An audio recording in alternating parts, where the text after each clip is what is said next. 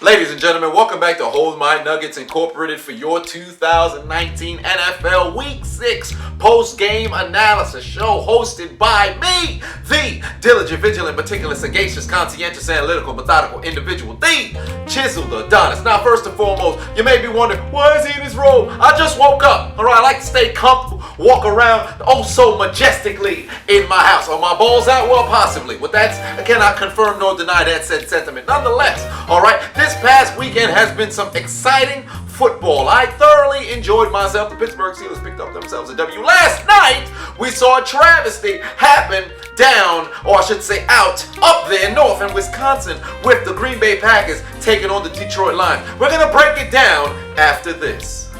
Oh, wait, hold the phone, stop the horses, shut your front door. Forget everything you think you know about playing mobile games, because one of the most ambitious RPG projects of 2019 has just been released, and it's going to change everything. Introducing Raid Shadow Legends. And you know what the best thing about this is? You know what the best part about this is? It's absolutely free. Raid has all of the features you would expect from a brand new RPG title. It has an amazing storyline, stupendous 3D graphics. My eyes almost came out of my head at how beautiful the graphics were. Gigantic boss battles. Call me David. All I do is want to fight Goliath. And over 10 million people has already downloaded the game in almost 6 months. What are you waiting for? In Raid, you have the ability to personally customize, choose the artifacts, and design a unique mastery build for each one of them. I haven't put down my phone since I woke up. I'm addicted to this game, but you don't gotta take my word for it.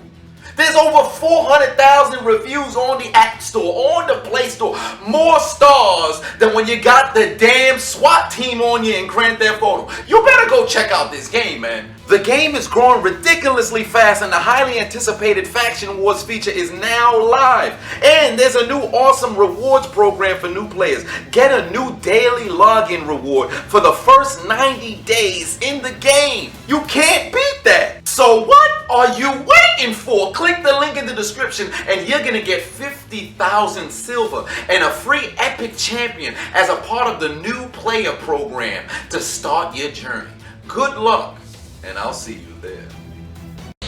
Your boy got a sponsor. Now y'all go click the links in the description, download the doggone game. It's a very fun game. I implore everybody to play it. It doesn't matter how old you are, that's a lie. If you're under 12, don't play that game. Nonetheless, alright, let's hop right into the doggone games. First and foremost, you got the Giants taking on the Patriots in Foxborough. What transpired? The Giants ended up taking that L 14-35. What I tell you last week? Didn't I tell you the first half it was going to be even? Didn't I tell you they were going to go back and forth? Didn't I tell you it was going to be a close game through 2 quarters? That's exactly what transpired. The Giants' defensive line has showed up. All right, offensively, if they had Saquon Barkley, things could have went the Giants' way. Tom Brady did not look sharp in that first half, but ultimately in the second, they were having to turn it around. But there was a reason as to why the Giants happened to lose. That was the inexperience of Daniel Jones. 3 INTs. And of those 3 INTs, they came at costly times. You can't put the ball on the other team's hands.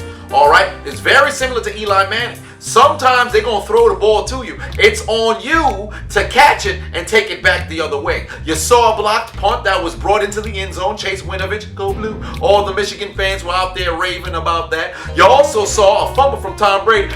Dropped the ball on the floor, picked up by the Giants, and they found themselves in the end zone. We saw some special teams, some defensive plays, all of that. But ultimately, the Patriots stayed perfect, and they moved on to 6-0. Then, London. We go overseas. What happened? Jameis Winston, 6 turnovers. He put the ball on the ground twice. All right, he fumbled twice. He was able to recover 1. I don't believe it was him. I believe it was the offensive line. But 5 interceptions. Inexcusable. And you know what's crazy? The Bucs defense actually did their job. The Panthers may have put up 37 points, but the Bucs defense kept them in the game. You do realize Tampa put up 26 points. All while turning the football over 6 times. Jameis got to play better football, man. Jameis got to play better football. Bottom line, this is entirely on him. There's nobody else to blame. There was a drop pass by Mike Evans right before halftime that could have turned into possibly a field goal maybe. But Jameis turned the football over 6 times by his doggone self. You got to play better. He threw it straight to Luke Kuechly. What was he doing? What was he doing? And remember, I'm a Jameis Winston fan. I believe in Jameis. I believe that Bruce Arians can turn this man's career around. But you can't go out and stink it up like that. And a lot of people are questioning this about Carolina, leaving Jameis alone because it's his reason why they lost. All right, but let's take a look at Carolina. A lot of people are asking questions as to, should Cam Newton still be the starting quarterback when he gets healthy? Because you see a Kyle Allen who's 4-0 and undefeated. So do you want to roll with the hot hand? Or do you go turn back to that former MVP who brought you to heights that you ain't been at before? Personally, right now, I'd say when Cam come back, I'm keeping the reins in the hands of Kyle Allen. I know he's not the reason why they winning, because it's the how the white man run the football right behind you and Christian McCaffrey. But damn it, roll with the hot hand. They ain't losing with Kyle Allen in there yet. Let Kyle Allen roll out until he mess up, and then bam, you can throw Cam in there. But at the same time, if Kyle Allen does go and mess up, you can't just, oh, well, there's a little bit of adversity. Now you're going to bench him and put somebody back in. Don't do that. Weather the storm. Let's see how things go as time progresses. All right, I'd show you guys my chest, but I don't want my nipples to show because, you know, it's YouTube and I don't want to be demonetized. Next, all right, we got the Redskins taking on the Dolphins in a doggone tank bowl. Nobody wanted to watch this game outside of Redskins fans and Dolphins fans. And might I add, Josh Rosen, nobody has had it worse than this man over the course of the last 2 years. 2 trash organizations over the course of the last 20 years that cannot go anywhere. Okay, and what happens? His performance is not doing him any favors. 2 INTs. He got benched. Ryan Fitzpatrick came in and started looking like Ryan Fitzmagic Patrick. He done brought them down the field twice. 2 touchdowns on the board. All right, but then what happened? They tried to go for the win, which I 110% support. All right, screw overtime. If we can win it right here on our 2-point conversion, let's go for it. And what happened? Kenyon Drake's hands are just for decoration. He couldn't catch it. He couldn't catch it. He dropped the damn ball. Ultimately, they lost 17-16. The Washington Redskins got a W. And what I tell you guys, ain't I tell you if you got Adrian Peterson on your fantasy team to start him? Ain't I tell you to do that? What he did, 23 carries, 118 yards. What I tell you? I told you Adrian Peterson was going to have a game. Terry McLaurin, he had himself a decent game too. 4 catches, 100 yards, 2 TDs, and we saw Case Keenum at the starting quarterback position. I'm still a bit concerned about Haskins. If I was him, I don't want to say request a trade because you are a rookie. I highly doubt that's something that you can do and try to leverage. But if I'm him, I would make sure people know that I want to play. And every day in practice, it's got to be my Super Bowl because you can beat people out for a starting job in practice. So I think he could possibly beat out Case Keenum. Who knows? But at the same time, Case Keenum's the same person who took Minnesota to the NFC Championship. So he's a capable quarterback too. All I know is that if I'm Dwayne Haskins and I got all that talent coming out of Ohio State, I'm trying to see the field. Whatever the case was, big W for the Washington Redskins. Next up, Saints taking on the Jags. The Jags lost 13-6. Teddy remains undefeated. Where's the Trolls? By the Bridgewater. Okay? He played decent. It wasn't nothing too special. He went 24 for 36 and a TD, 240 yards through the air. But the name of this game was defense. All right? Both teams struggled on 3rd down. I believe the Saints only converted 5 times. The Jags converted 4 times, but it was a ton of punt and punt and punt and punt and punt and field goal. Punt and punt, field goal. Punt, touchdown, punt, field goal. That's all it was. The whole damn game. All right? But it was just enough to get the Saints the W. Let me tell you something. There's a reason why the Saints are top 5 in the power rankings right now. Because they're doing all this and Drew Brees is still on the couch. They had virtually no run game this particular game too, and they still was able to get that W. I told you the Jags defense, this was fixing to be a trap game. And the Saints took care of business. They were able to walk away with that W. When Drew Brees get back, the league better be on notice. Next, we got the Bengals taking on the Ravens. And I chose the Bengals to win this game, and damn it, they gave me a reason to choose them. They lost 24-17. Andy Dalton got started. You know, he got benefited with a kick return touchdown. The Ravens went down the field, and they pretty much took the lead from there. Lamar Jackson still continues to struggle through the air. He only threw for 150 yards in the INT, 13 for 19. But on the ground, what was it, 26 carries? 119 yards. Gus Edwards, 17 carries, 115 yards. The Bengals defense continues to struggle trying to stop the run. However, this Baltimore offense is starting to revert back to what we saw last year. There's no threat from the pass, it's only from the run. Granted, the Bengals defense, they're not anything to really sit there and say, whoa, that was an impressive performance that you put up against the Bengals defense, because their defense sucks as of right now. But I'll say this, if I'm Baltimore and I'm a Baltimore fan, I have concerns about the passing game, because majority of the teams out there that are of the elite, the playoff potential teams, the playoff caliber teams, their defenses are geared to stop the run. Everybody saw what happened last year against Los Angeles in the playoffs. They just dropped 7 into the box, all DBs, and pretty much nullified the entire doggone run game. So if I'm Baltimore, I got to figure out a way to throw this football effectively. Lamar looked good through 2 games. It's been downhill since. I'd like to see some better passing from him, but ultimately was able to get away with a W. So good job to Baltimore. You're leading the division at 4-2. Then the Seattle Seahawks traveled to Cleveland to take on the Browns. They won 32-28. Baker Mayfield, 3 INTs. This man's feet. Do me a favor. If you want to go back and watch the highlights of this particular game, look at Baker's feet. A lot of people talk about, well, receivers is not getting open. A lot of people talk about receivers is dropping the ball. A lot of people talk about receivers at places where they're not supposed to be. Look at Baker's feet when he throws the football. Absolutely atrocious. This man's got no technique. I don't know what transpired from college till now. I don't know if the bravado and his ego done got to him. This man has left all of his mechanics in college. If you look at this man's feet, I don't know how he's trying to throw. I don't know if it's back foot. I don't know if he's just completely unorthodox with it. Whatever the case is, his feet is what's causing all these doggone interception and bad reads as well. Trying to force the ball places. Odell had over 100 yards, took care of business, but did it result in a W? No. Nick Chubb, over 100 yards on the ground. Ain't I tell you run the offense through Nick Chubb, you go around and get a W? What happened? They kept trying to put it in Baker's hands. They had the lead. You was up, 20-7, 20-10? And then what transpired? They came all the way back. You took the lead again. 25-20, and then it's gone. No, 28-25, then it was gone. INT, right into KJ Wright's hands. Well, then again, it bounced off the hands of the running back. But nonetheless, Baker Mayfield did not play a good game at all. Okay, Russell Wilson, 2 TDs. Chris Carson, 124 yards on the ground. Seattle's looking legit. Seattle is looking legit. Chris Carson, he is consistent. So Seattle might just have themselves a running game. Let me not even say might. They do have a running game. And that defense is overperforming. This particular game was one of those situations where you don't play your best, but it was just enough to go out and get the W.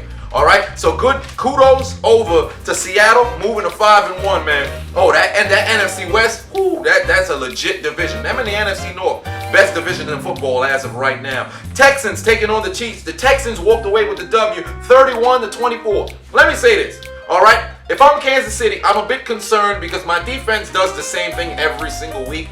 I am a bit concerned about that run game. All right, because Kansas City can't solely be on the arms of Mahomes. Because if that happens, you're turning into the Green Bay Packers, and you don't want to be that. You may be exciting week in, week out. You may always feel as if you got a chance. But when you get to the playoffs, you're not going to be able to get to that Super Bowl unless somebody else comes and helps the quarterback. Tyreek Hill came back, 2 TDs. Grown man, hold my Nuggets. Somebody hit touchdown to start out the game. But outside of those, who else was there to go and help out Mahomes? Who else was there consistently to help out Mahomes? He put up 3 TDs on the day, all right? But there was no sort of ground game that was there. Let me point something out. Second quarter, I believe it was. It was 4th and 1. Deshaun went deep. They were throwing it from Kansas City's 40. Kansas City's defensive back intercepted the ball in the end zone, resulting in a touchback. Then, the very next play, Kansas City fumbled, Houston recovered, Houston went into the end zone and scored on the ensuing drive. Let's just talk football IQ. Stats aside, if it's 4th and 1, and if you just knock the ball down, your offense picks up the ball at the 40, where they'd only have 60 yards to go to the end zone, versus catching an interception, setting up a touchback, to where they have to go 80. Where is your mind? We saw good football IQ this past Monday, where Jamal Williams dropped down inside the 5, knowing that the Detroit Lions had no timeouts left, and you could run the clock all the way down to 3 seconds. Mason Crosby kicks the game-winning field goal. There's no time remaining for Detroit to provide an answer. This is the issue when people play and they don't really think too much about the situation at hand. Why would you do that? Now, granted, Kansas City did go back down the field and take the lead after this, terrible sort of decision from this defensive back. But consider what could have been if you didn't catch the ball in the end zone. Granted, football doesn't operate by the butterfly effect. If you remove this, then this won't happen. But still, use your head. As for, Houston, Carlos hide and seek, 116 yards on the ground. Deshaun Watson, 280 yards through the air, 2 INTs, but he ran for 2 TDs. It was just enough to go away and get that W. But that sequence with Kansas City, somebody need to go talk to him. Andy Reid better call that man into a damn locker room and say, yo, what the hell you doing, man? What the hell you doing? Because you got to play better football than that. Next, the Eagles take it on the Vikings, where they got shellacked. The Vikings 38, the Eagles 20. First and foremost, Stephon Diggs used TM 28 Diggs. Evolved into a Doug trio. All right, because he had 3 touchdowns on the day. Adam Thielen had a touchdown his doggone self. Zach Brown, what was his name? Zach Brown? Zach Brown, the linebacker for the Eagles, came and ran his mouth, talking about everybody in the league just wants to force Kirk Cousins to go and throw the ball, because that's their weakness. Well, guess what? Kirk Cousins tore your defense up, and you got released yesterday. You talked and ran your damn mouth, then you felt Kirk Cousins' nutsack come across your face. Welcome to the barbecue. Kirk family member done knocked you the hell out. All right? That's what it was. Okay? They took care of business. Minnesota operated as a well-oiled machine. I'll say this regarding Carson Wentz. He didn't really play the best game. They need Djax. Because they need to be able to stretch the field, man. They need to be able to stretch the field, because yesterday, or I should say Sunday, that ain't cutting it. That sort of performance, that ain't cutting it. Especially if you're trying to get back to the Super Bowl and win yourself a second Lombardi trophy. That ain't gonna cut it. Okay, there was virtually no run game. Your leading receiver was Miles Sanders, pardon me. That's not enough. All right, Zach Ertz, I need to see better. All right, Nelson Aguilar, find some hands. Alshon Jeffrey, you got to do better.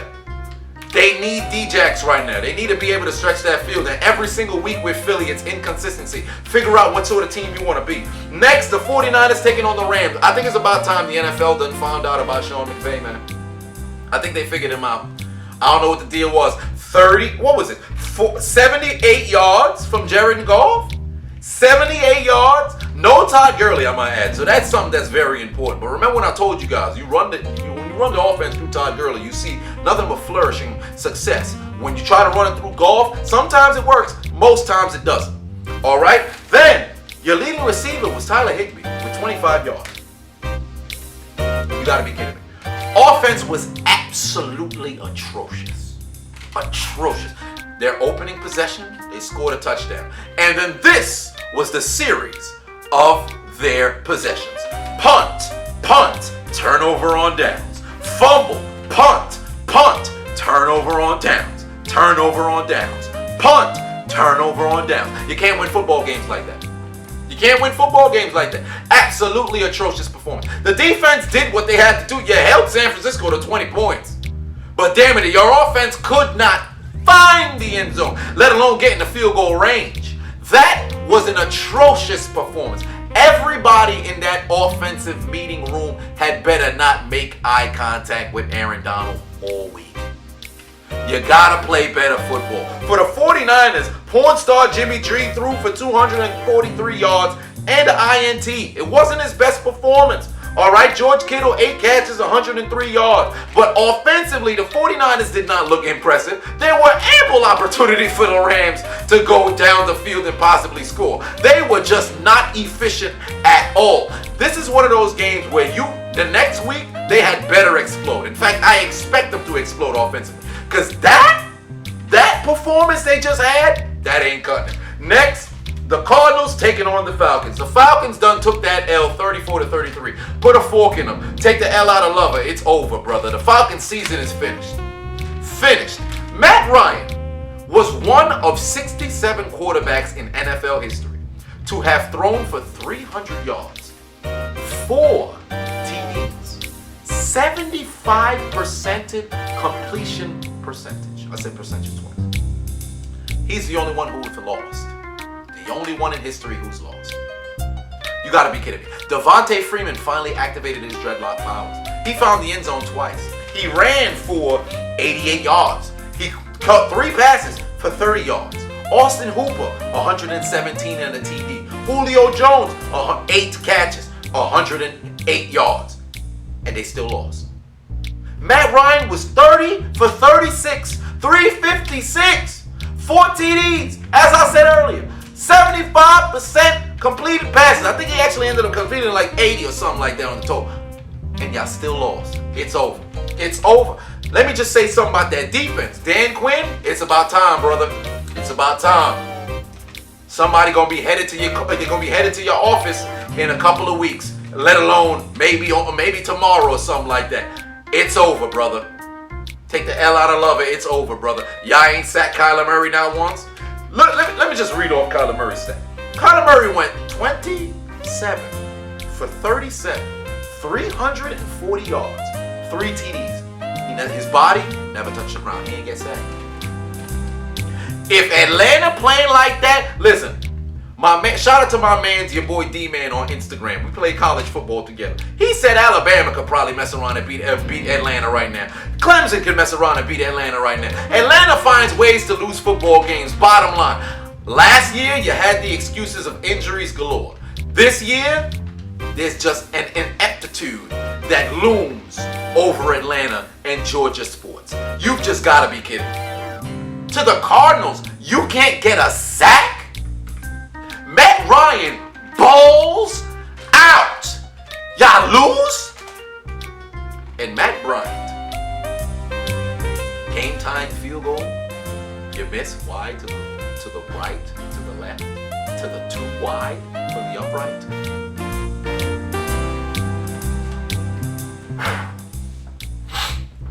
You ought to be ashamed of yourself. Put your head down. Everybody in Atlanta. Inexcusable. Ridiculous. Fly everybody in the Atlanta Falcons front office, players, fans, take them to St. Louis, have them line up. Height, size, order. And Randy Orton can proceed to punt every single one of you. Call in Bob Orton. He can punt every single one of you. The entire Orton family. RKO and punt every single Atlanta player, coach, anybody. Ridiculous. You ought to be ashamed of yourself. Titans taking on the Broncos. The Titans got zipped. 16-0.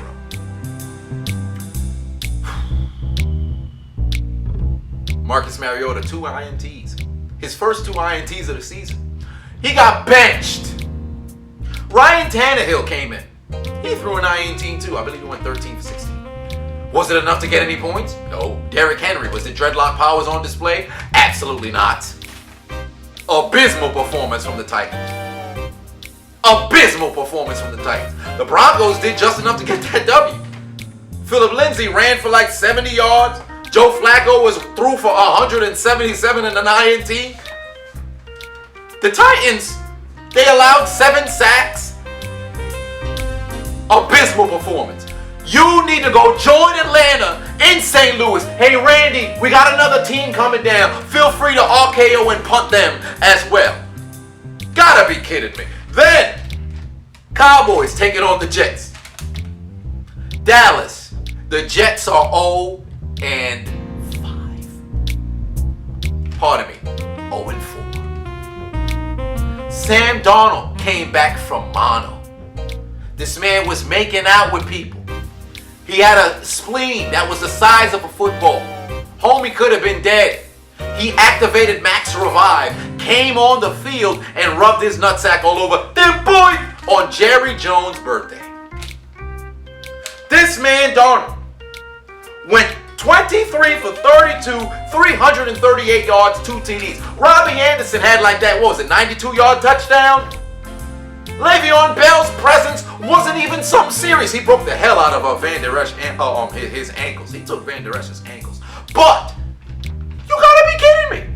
Dallas loses 3 straight games. What happened? I thought we had Dick. I thought we had Zeke. Amari Cooper, Van Der Esch, Jalen Smith. Y'all ain't them boys. Y'all ain't them boys. Not after those 3 straight losses. But I'll say this much. I wouldn't panic. Because remember last year, Dallas was sitting at 3-5, and then all of a sudden they turned their season around. So this may be the exact same thing that transpired last year. Who knows? But I know this much. The team don't believe in Jason Garrett, and damn it, they should have never believed in him in the first place. When the players was coming off the field, he was trying to give people high fives and stuff like that. Hey, keep your head up. Nah, nobody wanted to touch this man's hand. Unfortunately, Jerry Jones continues to catch himself in some sort of genjutsu that keeps this man Jason Garrett around, because he said, hey, it's not Garrett's fault. He's just maybe one of the problems, but it's not solely on his hands. All I know is Dak got to be able to find the end zone through the air. Yes, there were some drops that were there, here, and there, but still, you got to find the end zone through the air. You was able to run one in. Zeke had over 100 yards in the TD, but that Cowboys performance, abysmal. You ought to be ashamed of yourself. I'm not going to send you to Atlanta to go, I'm not going to send you to St. Louis to go get punted and RKO'd with the Falcons and the Titans. But soon enough, y'all might just be down there. I thought we were that boy. We going to the Super Bowl. No, you're not. Not playing like that. Next, the Lions and the Packers. Let me just tell you this much. Detroit should have finished in the end zone. You kicked 5 field goals, 2 which was over 50 yards, so I'll pass those. But you kicked a 20-yarder, you kicked a 30-yarder, or believe it was 2 20-yarders, whatever the case was. They failed themselves when they didn't get into the end zone. And I live tweet during primetime games, and I said, the Lions will end up getting screwed by some Packers and Aaron Rodgers magic late game heroics if they don't get into the end zone. And a la referee magic, may not have been Green Bay, may not have been Aaron Rodgers magic, but they came through and the Lions got screwed. And let me tell you this much. I've never been one to say, okay, it's solely on the officials to go out there and call the game. If a team loses and there was a couple of bad calls, it's not because of the officials that you lost. However, the situations in which the officials, intervene into the game, those need to be noted. Because there was a sack. They called illegal hands to the face on Trey Flowers. Malarkey. Phantom call. You can get that one wrong. Then, you had the helmet-to-helmet call that they called when Geronimo Allison got knocked out of the game. I understand. It was a ticky-tacky sort of situation. Bang-bang sort of play. I get it. Referees, I'll give you that one. There was a no call on Marvin Jones, where he went deep and the hand came across the damn shoulder, looked like he was about to get clothesline from hell, or a damn rock bottom was on the way. There was no flag. I was disappointed Matt Patricia ain't throw the challenge flag. Granted, the coaches may have lost faith in believing that the referees will overturn the call, but damn it, if you're able to review something, throw the damn flag, and maybe they'll say, yo, that was pass interference. But nevertheless, nothing was thrown. Moving on. They called another They called another illegal hands to the face on Trey Flowers inside the red zone on what should have been 4th and 4 because Rodgers threw the ball away. It sets up an automatic first down. The Packers the Lions ran out of timeouts. So now, game is pretty much set up to Mason Crosby to turn the Mason Crossball. And that's probably not going to happen from inside 25 yards. Handoff to Jamal Williams. He does the heads-up thing that we spoke about a little bit earlier, where he dropped inside the 5 rather than scoring the touchdown. So giving the Packers a situation where all time is elapsed up until that final play for the field goal to happen. So it was a smart, and kudos to the Packers for being able to come back and win that game and find the end zone. For the Lions, yes, you did get screwed. Yes, the referees did not do their job. Yes, the officials have been absolutely atrocious all year. However, you have a job and you got to be able to get into the end zone.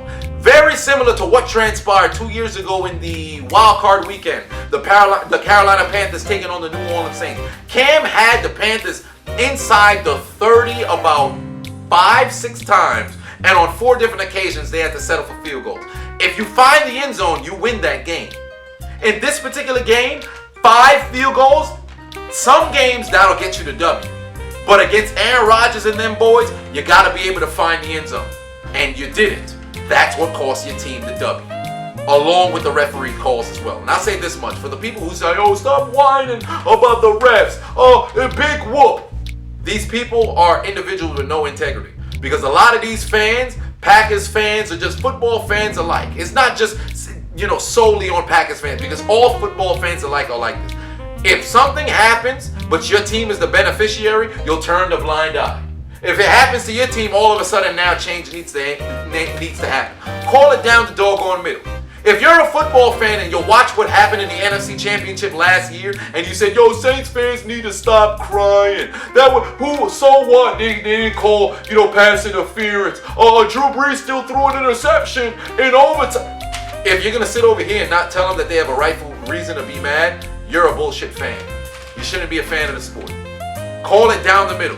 There is no shame in saying, yo, our team won on some bullshit. That doesn't make you less of a fan. That doesn't mean you can't go out there and cheer for your team. That just means you look at it objectively. The older I get, the more I understand this commercial.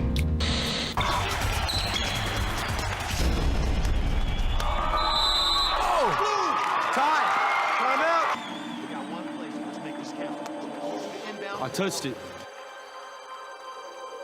I touched the ball before it went out, Coach. Come on, Alex. The ref did not call that. You gotta be kidding me, Alex. It's the championship game. Talk to him, Coach. I touched it. It's their ball.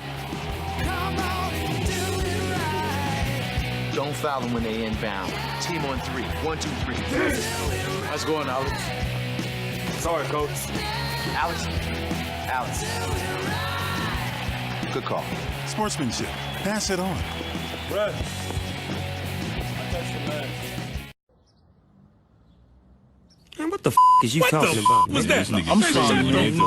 And I know what you're saying. It's a championship game. Why would you say something like that? You'll probably never get another opportunity to contend for a championship. Yes. However, for me, personally, I would not be able to sleep knowing that I had my fingers touch the ball and won on a technicality. If I'm going to beat you, I want to beat you 100% to where there is zero excuse. Anybody who's ever come to my house or played any sort of video games with me, if you came to my crib and I have a messed up controller, because most times whenever somebody goes to somebody's house to go play video games, there's always that one guy who's got that bum controller that always has something wrong.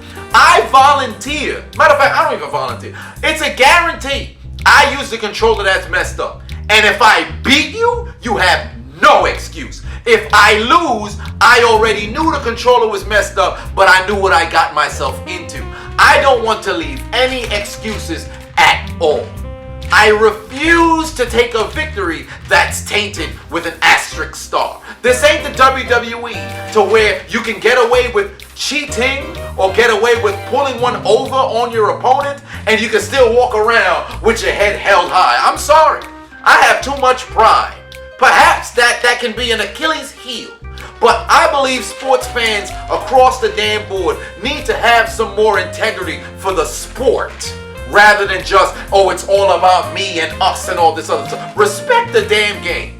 If you were able to get away with one, acknowledge that you got away with one. But if the problem is never solved because you're the beneficiary, it's only a matter of time before the shoe lands on the other foot and you get screwed. And all of a sudden now it's so, listen to me, I'm upset. I can guarantee you it's fixing to happen. Because it's already happened to a ton of different teams. Have some doggone integrity. And last but not least, you know I talk about Pittsburgh last, and Pittsburgh was able to go away with that W. All right, Sunday Night Football taking on the Los Angeles. Now go Chargers, go with a 24-17 victory. Delvin Hodges, Duck Dynasty, Duck Call Inside, Duck Gold, Duck Champion. This man went and played a decent game for what it was, but strike free for the most part outside of that one blemish with that interception when he threw it deep. But that was a hell of a play by the defense, so kudos to that defender activating his dreadlock powers and the Chargers for that. But Los Angeles started extremely slow. Why? Because there was a Bush administration on defense. And I ain't talking about George or his doggone father. All right? What happened was Devin Bush took care of business. One INT, one fumble recovery that he took into the end zone. He did get hurt, rolled his ankle, but came back out there and still played exceptional football. James Conner was looking like a madman, a god on the field in the first half. He could not be corralled running the football, could not be corralled through, catching the ball through the air as well. Pittsburgh took a 21-0 lead. Ultimately, the Chargers marched down the field, tried to kick a field goal off the upright, and as I said in my pregame for the Steelers game, if you force the Chargers to have to set up for field goals, they're going to fail. And we saw that happen. It came to fruition. I know my football, baby. And listen, if I'm and battery died. But as I was saying, if I'm Los Angeles, I need to fix my right tackle. Damn it, I need to fix my entire offensive line. Melvin Gordon, I understand he's probably not going to be back next year. So we got to start looking for a running back if I'm these guys. And Keenan Allen somewhat got shut down. Let me not even say somewhat, he did. Only bright spot on that offense for that night was Hunter Henry. Outside of that, it was utterly atrocious. All right, that D-line, they need help. Interior. All right, they need to get themselves some deep tackles because whatever happened that past week was not cutting. But for the Steelers, they controlled the game. Time of possession, they ran it as well. The Chargers ended up trying to take their receipt to the sperm bank to get their comeback late, scoring 2 late touchdowns, but their onside kick did not go the way that they wanted, and then Phillip heaved the ball back-to-back plays in which it could have resulted in an interception because Mike Hilton caught it and then hit the floor and couldn't survive the ground, and then the very next play, Sutton intercepted it. But nonetheless, Chargers ended up leaving with the L, and now no charges, no. And the Steelers got themselves a must-needed victory going into the bye week. But overall, it was a very exciting week of football. I thought the Chiefs and the Texans game would have been much more, electrifying than it was, but it was still a very solid game. And it's unfortunate what transpired with Detroit losing the way that they did. I'm interested to see what's going to happen this particular week with the NFL and the officiating policy, or what's going to happen, because I know it's going to be very prevalent in the news in the coming days. But this has been your 2019 NFL Week 6 post-game analysis show. I have been the host, the diligent, vigilant, meticulous, sagacious, conscientious, analytical, methodical individual, the Chiseled Adonis. I hope you enjoyed it. I'm going back to the Shadow Realm, and download Raid on the Play Store or the Apple Store. Absolutely free.